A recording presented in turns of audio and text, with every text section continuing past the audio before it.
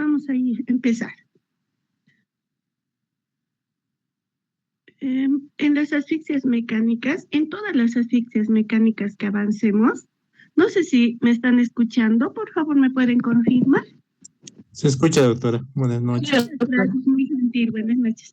Entonces, en todas las asfixias mecánicas que avancemos, todas estas características que ahorita les voy a mencionar van a presentar. Entonces, por ejemplo, en el examen, igual si ustedes se van a acordar de todas estas comunes que presentan todas las asfixias, les va a servir mucho. Entonces, ahorita vamos a empezar por definir qué es asfixia, y ustedes ya saben en medicina que A es sin y fixos es el latido, entonces sin latido. Dicen, no todas las personas que pierden la vida obviamente ya no tienen latido cardíaco. Estas asfixias mecánicas que vamos a ver, porque no vamos a tocar las asfixias por mecanismos físicos, porque no es problema médico-legal, aunque la compresión manual con las manos al cuello se puede considerar, dice físico, ¿no? Pero no lo vamos a llevar, más vamos a llevar, sí vamos a llevar esas. No vamos a llevar las asfixias patológicas porque no entran los problemas médico-legales, porque las asfixias patológicas son las personas que mueren asfixiadas, pero como consecuencia de una enfermedad, como ser enfermedades broncopulmonares. Ustedes saben que hay personas que tienen fibrosis pulmonar al final y tal vez recuerdan ustedes, el COVID ha dejado muchas secuelas en los pacientes, sobre todo que tenían diabetes, fibrosis pulmonar, y como consecuencia de la fibrosis pulmonar han muerto con asfixia, ¿no? Pero esas asfixias no vamos a llevar, porque no va a llevar a problemas médico-legales, repito. Hay problemas, enfermedades del corazón que también les provoca una asfixia y muere, ¿no? Entonces no vamos a llevar esa, ni las asfixias químicas. Vamos a llevar las físicas. Ya les decía que en todos los casos de asfixias que vamos a llevar, toditos van a presentar cianosis, porque en el mecanismo de producir la asfixia a una persona, les provocan cianosis, ¿no? No pueden respirar y uno se vuelve morado, decimos, ¿no? Pero nosotros como médicos ya no decimos morado, sino decimos las personas se vuelven cianóticos, ¿no? Y vamos a ver además esa cianosis en las conjuntivas se puede observar como puntitos.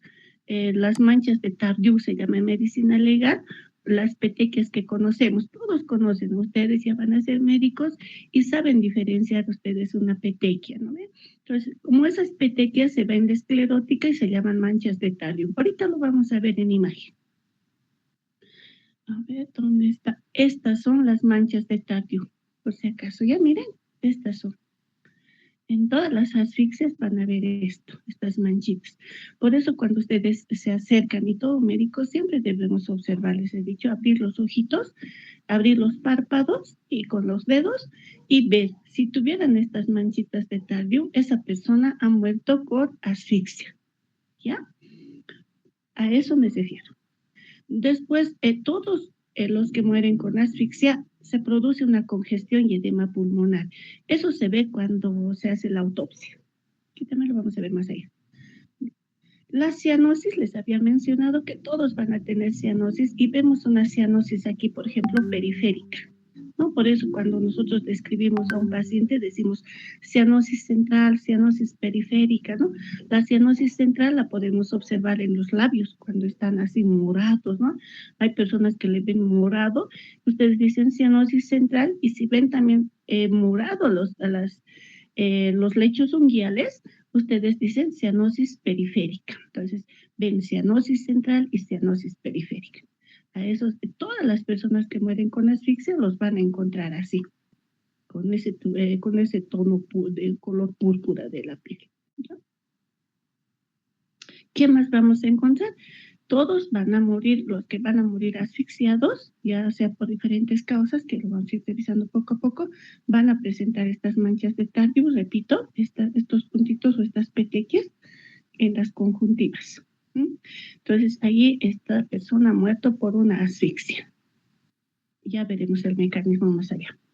O también miren, por ejemplo, pueden ver aquí un punteadito bien finito aquí. Lo que les decía, congestión y edema van a encontrar ya, pero en la autopsia. Eso no pueden ver a simple vista en un levantamiento de cadáver que ha muerto por asfixia, la congestión y edema, sino eso se ve cuando se realiza la autopsia de ese cadáver fallecido por una asfixia, la congestión de los pulmones y el edema.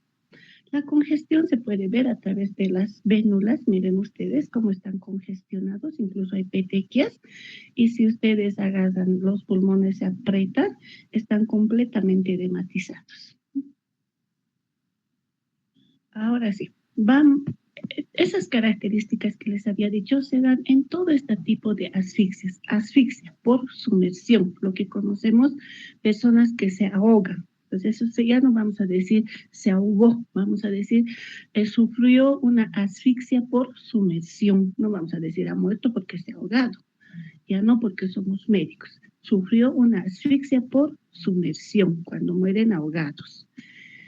Una asfixia por estrangulación, que puede ser manual o puede ser por lazo. Manual, cuando alguien, han visto en la carátula, esta, por ejemplo, cuando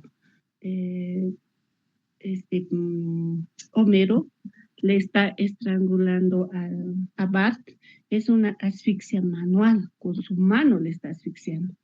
Por eso hay dos tipos de asfixia por estrangulación, que sería la manual con las manos, y la con lazo. Es aquella que cometen los delincuentes un tiempo, no sé si ustedes se acuerdan, les han cogoteado, dicen, ¿no? En los términos comunes, la gente, delincuentes que asfixian a las personas con un hilo, con un alambre, con su propia ropa íntima de la víctima, o ellos ya llevan sus lazos bien producidos para provocar una asfixia por estrangulación. Entonces, esta asfixia por estrangulación se divide en asfixia manual, asfixia por lazo y asfixia por cuerpo cilíndrico. Asfixia por cuerpo cilíndrico es cuando,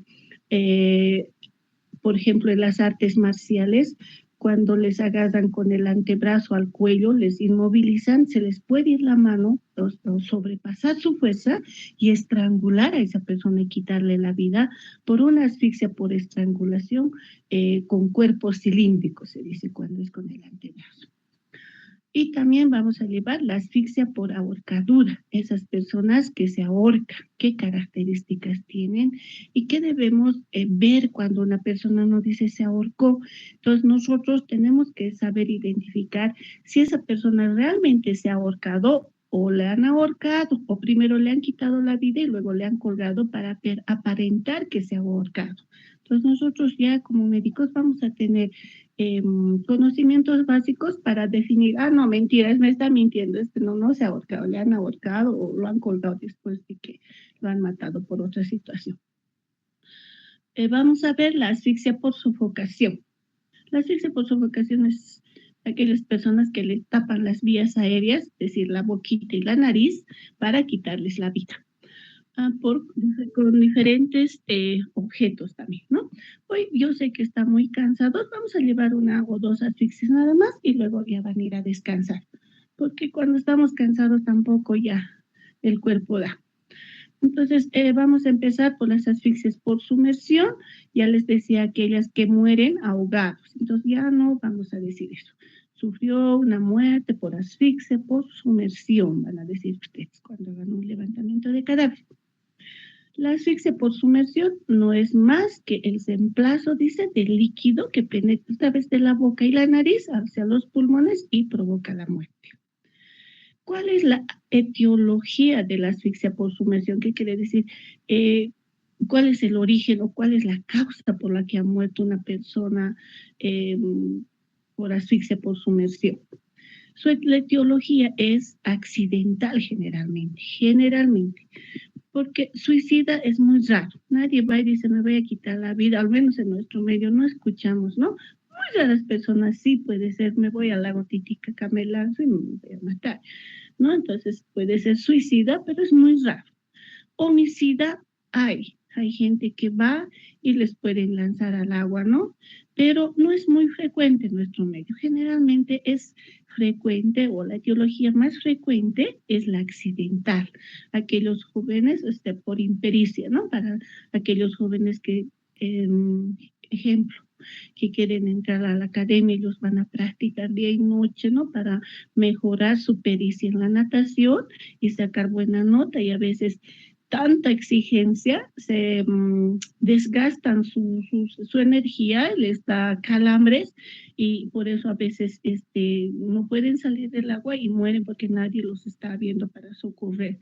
Muchas personas mueren accidentalmente, ¿no? Por impericia para la natación. O también puede ser una persona que tiene convulsiones, ha entrado a nadar y de pronto le da su crisis de convulsión y nadie se da cuenta y muere accidentalmente por una asfixia por sumersión. Entonces, la etiología más frecuente de la muerte por asfixia por sumersión es la accidental. Ahora, hay dos variedades de asfixia por sumersión.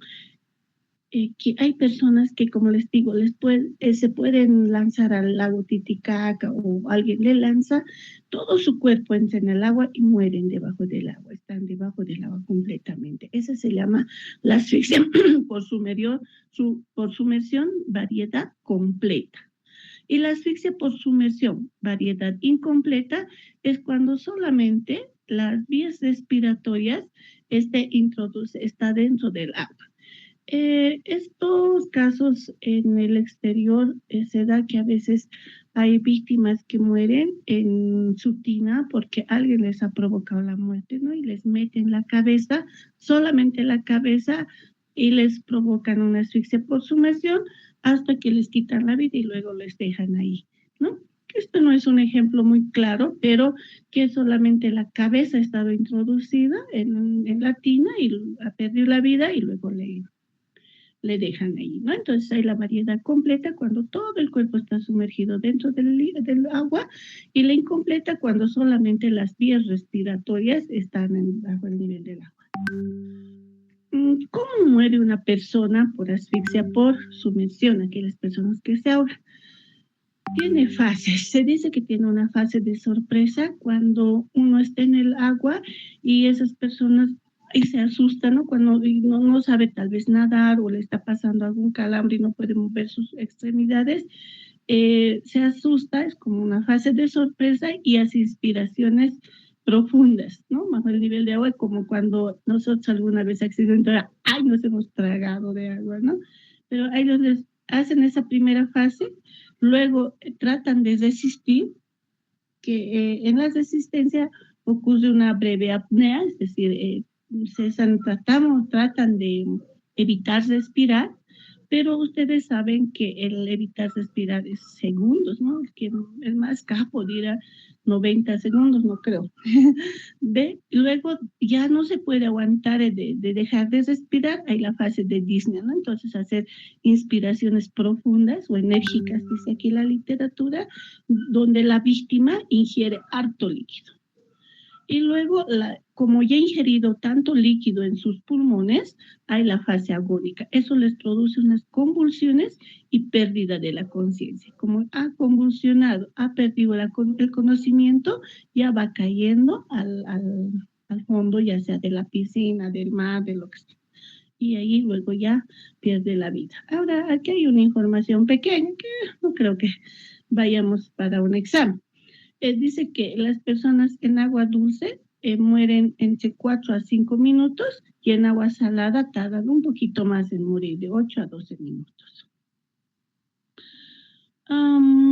Hay personas que pueden sobrevivir a la asfixia por sumersión, como algunas personas se ha visto en alguna ocasión. Hace años he escuchado que un señor no aceptaba la pérdida de su hijo en una piscina, y ya lo declararon fallecido, pero el papá no aceptaba y se ha quedado casi toda la mañana, dice, haciendo la reanimación, y salió el niño, ¿no?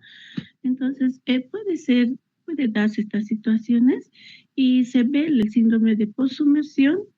Estas personas les da fiebre, hay hipertermia y entran en coma, ¿no?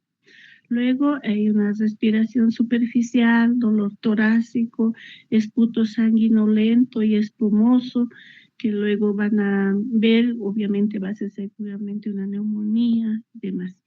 Va a haber hematuria, luego van a vomitar y en algunos casos arritmia cardíaca. Se dice que si se puede manejar tal vez les salven la vida, ¿no? Por eso es importante como médicos nunca rendirnos ante una víctima, siempre reanimar, reanimar, reanimar, no seamos indolentes al dolor y decir, no, pero eso ha fallecido, no, siempre tenemos que hacer hasta lo último. ¿Qué vamos a encontrar en una asfixia por sumersión en una persona que ha muerto ahogado? Y les repito, ahogado para que no se olvide, ¿no? Es la asfixia por sumersión. ¿Qué vamos a encontrar? Vamos a encontrar el hongo de espuma. El hongo de espuma, miren ustedes, aquí es como saliva espumosa pegada en su cara. Me pueden decir ustedes, pero no creo el agua le va a lavar. Claro, en víctimas que van a encontrar de varios días, ya no van a encontrar el hongo de espuma, pero en una víctima que ha muerto por asfixia por sumersión, por decir, en una piscina, pueden encontrar, ya que el hongo de espuma obviamente es moco y el surfactante, además que sale de los pulmones, ustedes saben que el moco es bien pegajoso, entonces difícilmente se desprende de la cara. Entonces se encuentra esta característica. Y si no lo encuentran, en la autopsia se encuentra el hongo de espuma. Miren así como, miren acá. Ahí está el hongo de espuma, se encuentra. Luego encuentran la cianosis, lo que hemos dicho, ¿no? Ese signo universal de todas las asfixias. La cianosis, obviamente, las van a encontrar una cianosis central, o sea, los labios van a estar morados, y obviamente una cianosis periférica en los lechos unguiales, la que hemos visto esta. No se van a olvidar. Entonces van a encontrar esto, incluso van a encontrar las petequias, y van a encontrar el hongo de espuma. Y por eso dice el enrojecimiento de las conjuntivas vulvares, es lo que les he dicho, las petequias. Obviamente, si está con ropa, van a encontrar la piel, obviamente mojada, húmeda, las ropas también mojadas, ¿no? Y blanqueamiento y arrugamiento palmar de las víctimas que han estado por lo menos horas o días sumergido en el agua, porque no olviden ustedes que a veces se les encuentra de 1 día, 2 días, 3 días, hasta 5 días, ¿no? Y ahí les encontramos con blanqueamiento y arrugamiento palmar. Es como cuando lavamos ropa, cualquier cantidad de nuestras manos están tan arrugadas, ahora ya no, porque todos creo ya tienen lavadora. Entonces, antes, las mamás, ¿no? Como sus manos estaban bien arrugaditas, tanto lavar y blanqueadas. Esas características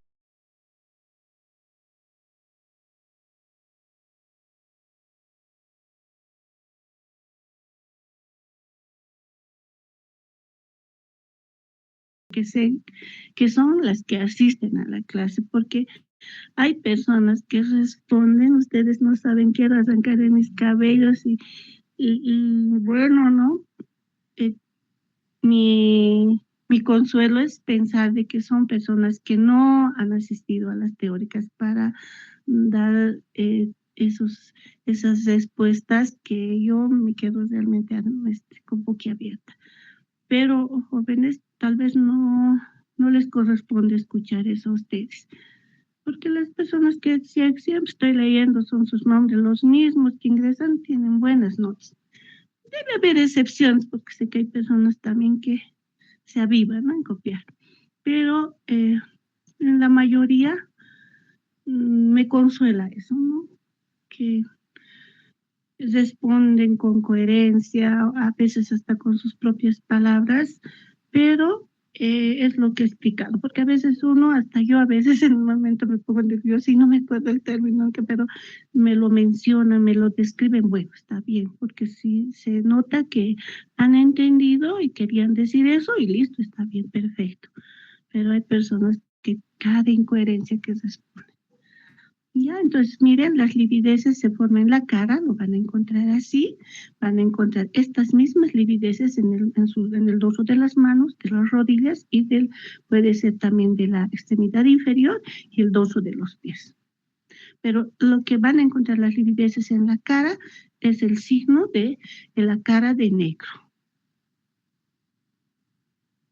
Este es el enfisema, que el enfisema, cuando ustedes si tuvieran una oportunidad de hacer autopsias, agarran ustedes el pulmón y es como agarrar esas bolsitas que nos gusta aplastar y reventar, son así crujientes.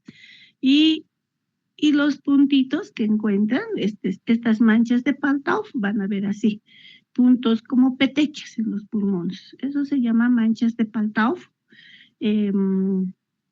que se encuentra en las personas que han muerto por asfixia por sumersión. Me preguntarán por qué, y aquí ya está, ¿no? La explicación es por el líquido que ingresa a los pulmones, hace que se distiendan los pulmones porque no está capacitado para recibir tanto líquido, hace que se distienda y se rompen las péndulas, ¿no? Los vasitos, lo que provoca hemorragia y estos puntitos hemorrágicos. Obviamente que aquí más parece un pulmón de los tabáquicos, ¿no? Pero quería ponerles algo gráfico.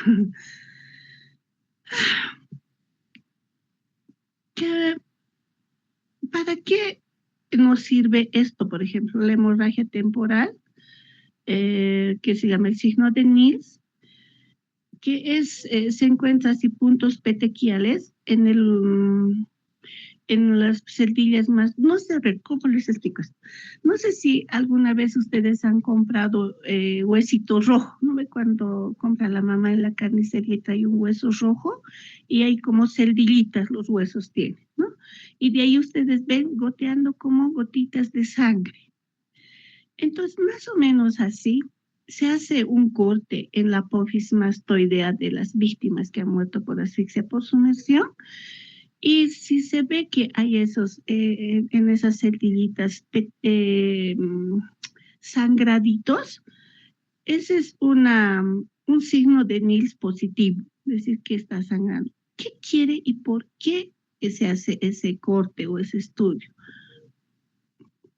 Porque a veces hay peritajes que se hacen y dicen, no, esta persona no se ha asfixiado accidentalmente, alguien le ha quitado la vida. Primero le ha quitado la vida y le han botado al agua. Y otras personas dicen, no, pero si ella estaba deprimida, ella estaba borracha, ella se ha ido a lanzar al agua.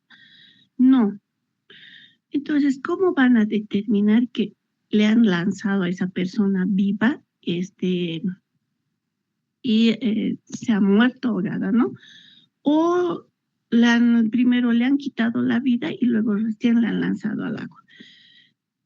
Para determinar eso, si a esa persona ya estaba muerta antes de que le hayan lanzado al agua, se hace ese corte.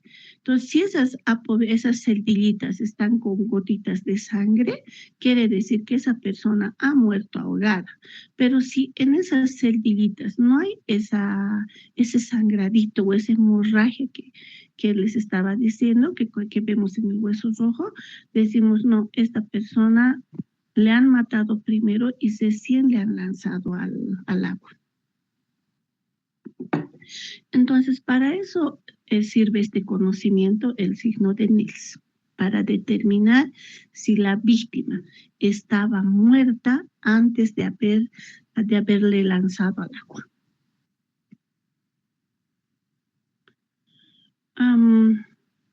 No sé si están cansados, ¿quieren llevar una asfixia más o lo dejamos ahí? Una asfixia más, doctora. Ya. Entonces, ahora vamos a la asfixia por estrangulación. ¿Esa de Nils han entendido o no han entendido? Repito. Doctora, ¿cómo se obtiene ese signo? ¿Cómo hay que hacer el corte? Es nada más un corte que es como en la carnicería. Obviamente se hace la autopsia, van a levantar todas las partes blandas de la calota, hasta obtener la apófisis mastoides y llegar hasta la apófisis mastoides van a cortar así, igual es como con ciencia eléctrica se corta y ahí ven, como les decía, como el hueso rojo que vemos con sus celdillitas. Si hay gotitas de sangre, esa persona ha muerto debajo del agua. Pero si abren y no hay nada desangrado, no, a esa persona le han lanzado muerto ya. Eso, así se define el que si le han lanzado muerto o, o se ha muerto, estaba vivo y se lanzó, digamos. Y ha habido una vez, no sé, de un caso, si no se acuerdan, en Santa Cruz de una modelo, creo que habían ido a una reunión con algunos jóvenes, estaban tomando y luego la han encontrado a esa modelo en el lago Piraí, algo así, atada a su cuello con una piedra. Y han dicho que ella se ha lanzado, algo así. Entonces han tenido que traer un perito de Cuba. Y justamente esa época yo estaba haciendo mi pasantía con los profesores. Y lo que hizo el doctor es obtener esta apófisis mastoidea y ha hecho el corte y no ha encontrado el sangrado, la hemorragia. Y dijo, no, esta persona ya estaba muerta antes de que le hayan lanzado al agua. Y para que se hunda le han amarrado al cuello esa piedra. Y al final del proceso, porque sus amigos decían, no, nosotros no le hemos visto, ella se ha ido y después no le hemos visto, tal vez alguien le ha provocado la muerte. Y no, pues como que han determinado, el perito ha determinado que esta persona ya estaba muerta antes de que le lancen al agua.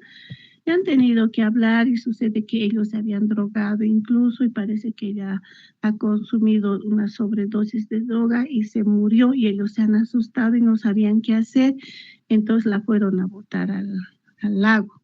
Y para que no aparezca, le han amarrado al cuello y un lazo y luego una piedra para que se una. Pero por eso se ha determinado que esa persona, antes de que le lancen, ya estaba muerta. Bien, ahora sí, tal vez con ese ejemplo me he dejado entender.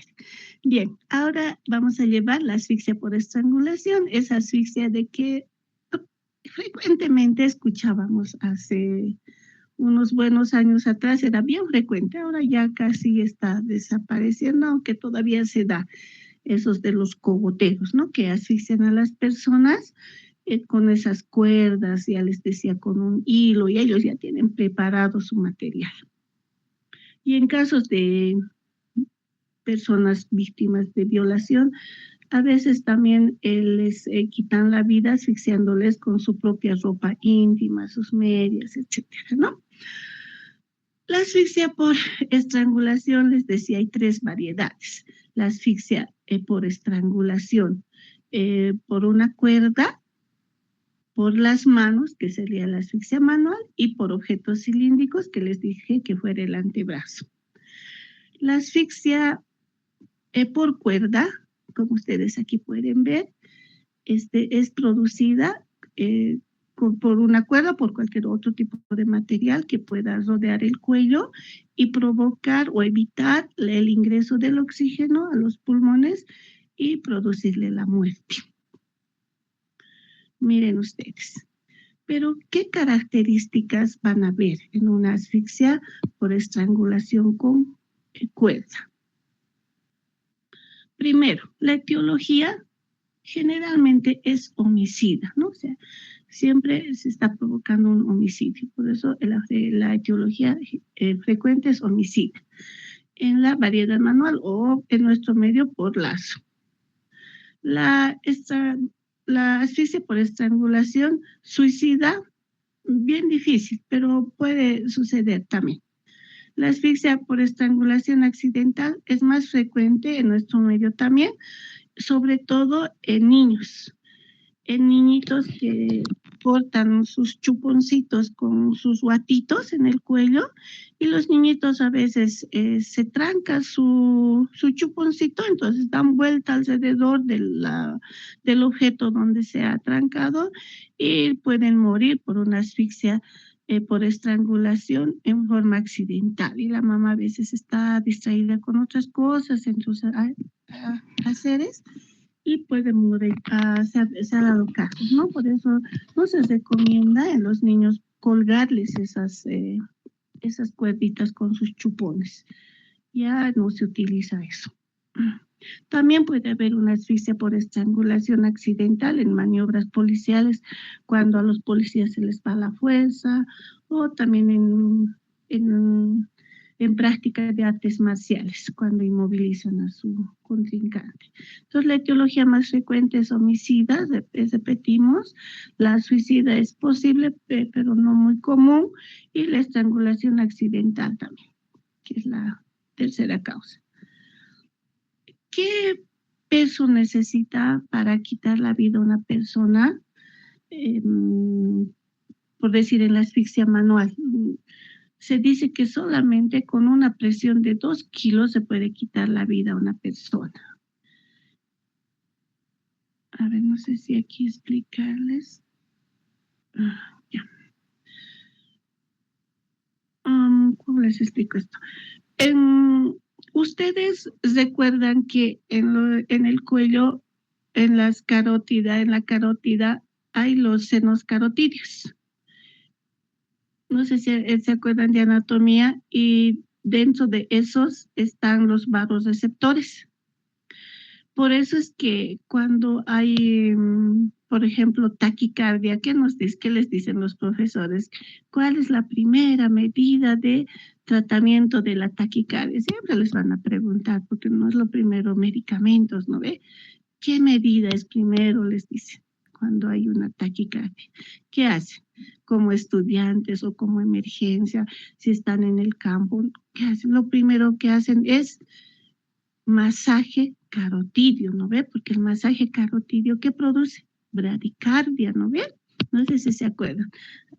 Se tocan el cuello y allí cuando hay una persona con fibrilación, primera medida, siempre los profesores nos digan, ¿no ve? Y ¿cuáles les dicen? Todos dicen atropina, no, si no tienes atropina en ese momento. Entonces la primera medida es masaje carotidio. ¿Por qué les estoy hablando de esto?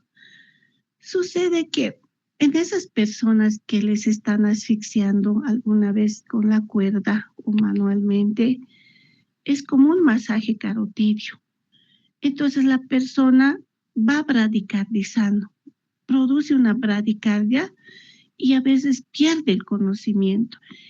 Y esa bradicardia que les ha provocado la pérdida de conocimiento a veces les salva la vida, porque han debido escuchar muchas veces, me han acogoteado y ven ustedes su surco equimótico terrible, pero ha sobrevivido, porque el delincuente pierde, se desmaya, ya está frío, ellos dicen, ¿no? Ese es su término, como decir, ya lo matamos. Entonces, como le han provocado un masaje carotidio, ha hecho una bradicardia, han pensado que ha muerto y lo deja.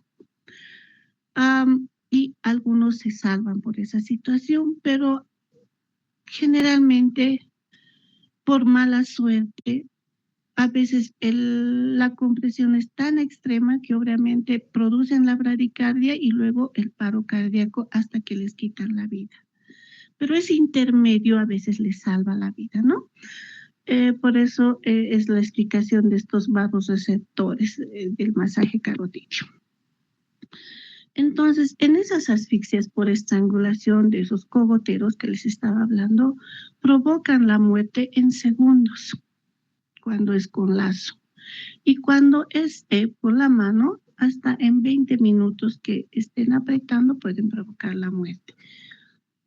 Por eso es que en 20 minutos van a provocar, incluso van a hacer la impresión de los dedos en el cuello de la víctima. Eso que vamos a ver, los estigmas unguiales, que también ya lo habíamos llevado, que ustedes conocen, se va a marcar las manos del homicida. Ahorita lo vamos a ver gráficamente.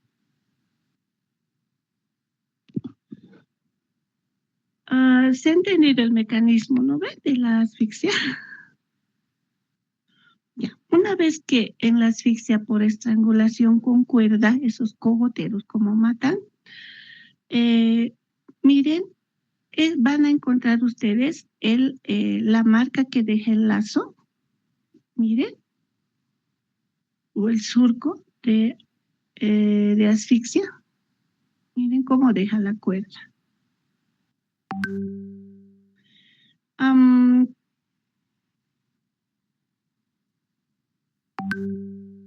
Miren ustedes, ahí está. Miren ustedes cómo es cuando es con cuerda, les amarran o cruzan la mano. Si es un agresor, por decir, está agarrando una cuerda, cruza sus manos para asfixiar, o puede ser que amarran tan fuerte el cuello de la víctima que el surco va a ser completo. Miren, porque todo está rodeando el cuello. Entonces, eso a ustedes les va a dar un dato que ha sido una asfixia por estrangulación. Y, por ejemplo, en la asfixia por ahorcamiento, nunca van a encontrar el surco así completo, porque nadie ha cruzado la cuerda o amarrado. Miren. Y va a ser debajo del cartílago tiroides, porque resbala el nudo hacia abajo y siempre es horizontal y debajo del cartílago tiroides.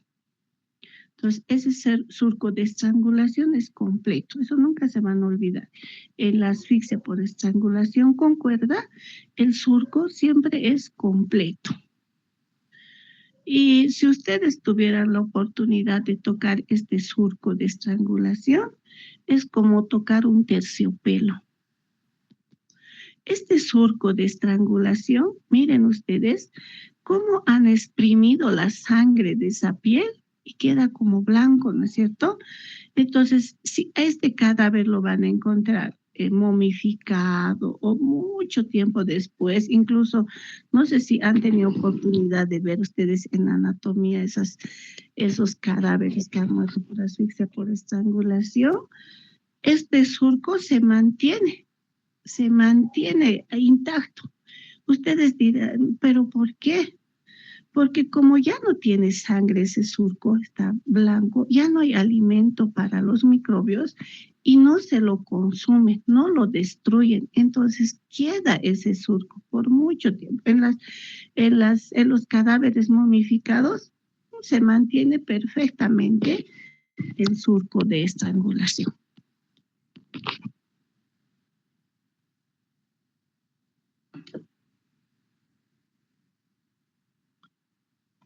Ay, no sé qué he hecho. No quiere pasar.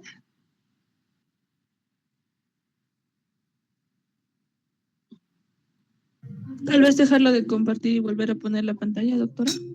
Ya, bebé, enseguida las uñas del agresor. Y también esos estigmas nos pueden ayudar a delatar que el agresor estaba delante de la víctima o el agresor estaba detrás, porque si está detrás va a ser al contrario el arquito de los dedos.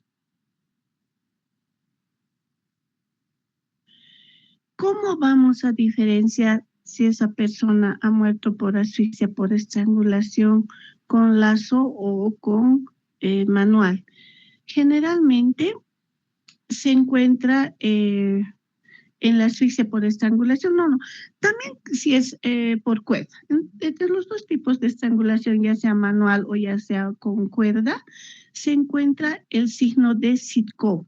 El signo de Sittkov no es más que una mancha hemorrágica en la punta de la lengua.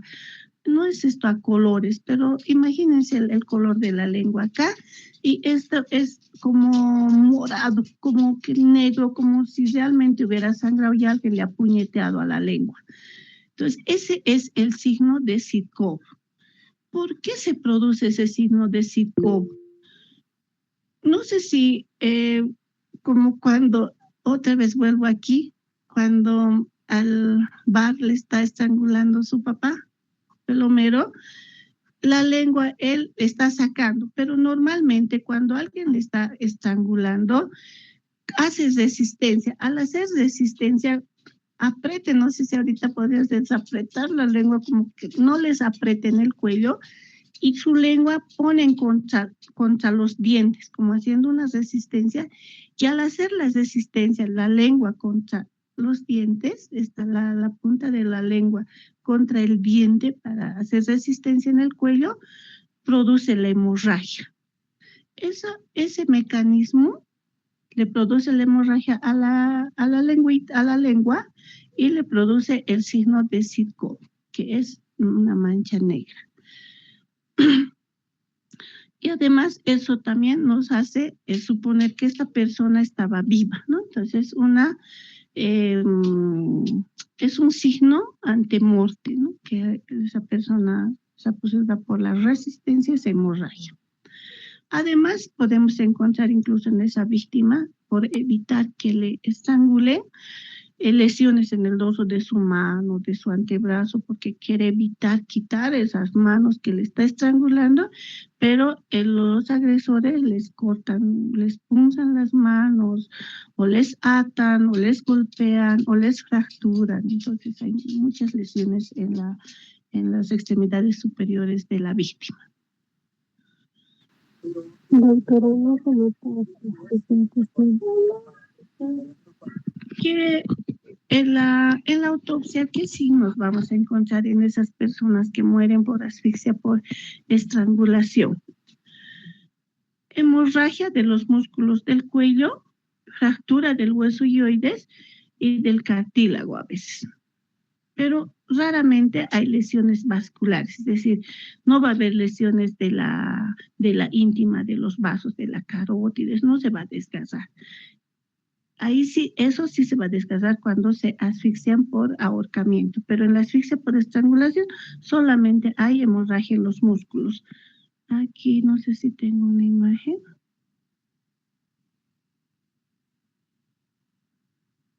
Creo que ahí lo tenía. Voy a estar más otra vez.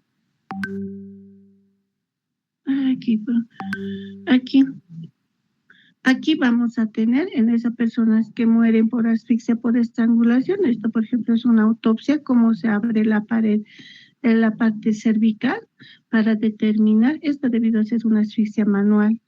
Y aquí hay hemorragia. Este debe ser el esternocleidomastoideo, entonces hay hemorragia de los músculos. Puede haber también hasta desgajo, pero no de los vasos, ¿ya?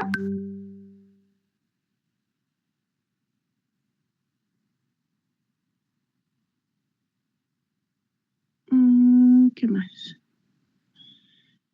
En los problemas médico-legales es siempre lo que nos objetan o hacen que demostremos que esa muerte se haya producido en una persona que estaba viva. Entonces, ustedes saben que los procesos de inflamación, de hemorragia, de desangrado, de formación de coágulo, congestión y edema se produce en las personas vivas, si está muerto, no, nada de eso sucede. La otra situación que nos preguntan es que si la compresión que le produjo el agresor fue idónea para quitarle la vida, y nosotros tenemos que dar una explicación lógica y científica de cómo le causó la muerte, ¿no? Primero evitando el ingreso de oxígeno y por el reflejo vagal que les ha producido el masaje carotidio, una bradicardia y luego un paro cardíaco. Entonces nosotros tenemos que saber explicar, como les he explicado a ustedes, por decir, si el fiscal, alguien nos pregunta, pero ¿cómo? ¿Cuál es el mecanismo? Entonces explicar que los vasos carotidios, que son vasos, ¿qué les digo?, fundamentales, que hay en el cuello, portan unos vagos receptores, aquellos que a la compresión se han provocado por el masaje o por la compresión una bradicardia y como consecuencia el paro cardíaco. Entonces se tiene que hacer una explicación científica para detallar el mecanismo de la muerte. Luego nos dicen si esa víctima se ha encontrado signos de defensa, ¿no? También hay que demostrarlo sacando fotos, explicando qué signos de defensa se ha encontrado. Subir pues mis pesitos porque mis hijos espera, mami. Examinar y luego, también vamos a examinar el borde de las uñas de la víctima, que es muy importante buscando material biológico, ¿no? Porque puede ser que esa víctima en el intento ha rascado al agresor y allí podemos encontrar material para la identificación del agresor.